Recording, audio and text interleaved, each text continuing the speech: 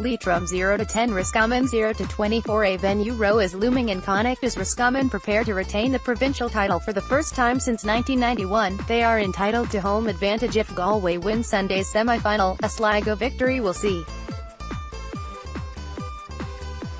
it go to a neutral venue, but the Connacht Council have indicated that Hyde Park, with capacity restricted to 18,000 and work still needed to be carried out at the venue, is unsuitable for the decider. 2 years ago the replay against Galway, after a draw in Salthill, was played in Castlebar, but Roscommon manager Kevin McStay is adamant they will not have to forfeit home advantage this time round. He said he didn't talk about it until they reached the Connacht final, but he said on Saturday night that the venue should not be an issue if they are to play Galway for a third year in a row. "We are in the Connacht final, we have the home venue.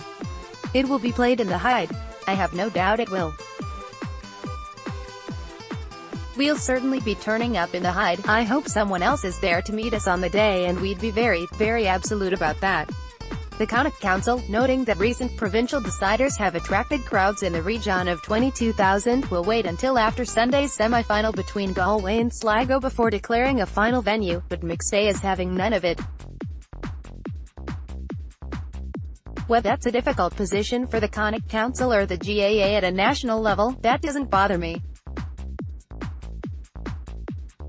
I'm the manager of the Roscommon senior football team and my responsibility is to the 34 players to give us the best chance of retaining our title. As far as I'm concerned, this is not a debate and the Roscommon senior football team will be in Hyde Park on the 17th of June. The Connacht final venue will not be a concern for Leitrim. Their hopes of reaching the decider for the first time since 2000 never got off the ground. They were lucky to get out of New York earlier this month but played far too defensively in their own backyard at Park Sean McDermott on Saturday evening, often having two sweepers in operation. They did not score for 40 minutes, they were level at 0-2 after 9 minutes, and by the time they got their third point from sub Dara Rooney in the 49th minute, Roscommon had surged 0-13 to 0-3 clear. "Difficult evening," admitted Leitrim boss Benny Gakian. "The first half we tried to defend and obviously keep Roscommon from scoring goals. I thought we did it relatively well, but some of the scores from the Roscommon forward line were exceptional and it made them very difficult to defend against. We just have to regroup, focus on ourselves and plan accordingly." Roscommon led by 0-9 to 0-2 at the break, having played with the wind. Diarmuid Murtagh and his brother Kieran did a lot of the damage, but by the end 13 different players found the range. Indeed, when John McManus went forward to score late in the game, he became the third member of the half-back to score.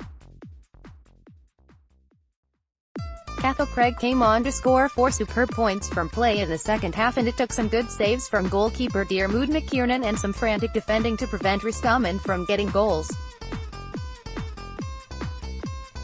Scorers for Leitrim: D. Moran 0-3, K. Byrne 2, F. D. Rooney 0-2 each, S. Quinn, E. Mulligan 45, Our O'Rourke 0-1 each. Scorers for Roscommon: D. Murtagh 0-5, 2 F. C. Craig 0-4, C. Murtagh 0-3, 1 F. E. Smith, D. Smith 0-2 each, J. McManus, F. Craig, B. Stack, C. Compton, T. O'Rourke, N. Kilroy, C. Devaney, S. Killeran 0-1 each. Leitrim: D. McKiernan, A. Armstrong, P. McGuire, M. McQueenie, N. Plunkett, S. Quinn, J. Rooney, M. Plunkett, P. McGovern, J. Heslin, E. Mulligan, B. Gallagher, A. Flynn, K. Byrne, D. Rinn. Subs: Our O'Rourke for Heslin, H.T., D. Rooney for Byrne, 43, D. Moran, Plunkett. Subs: C. Daly, Smith 61, P. Kelly for Compton 66. Referee: Joe McQuillan.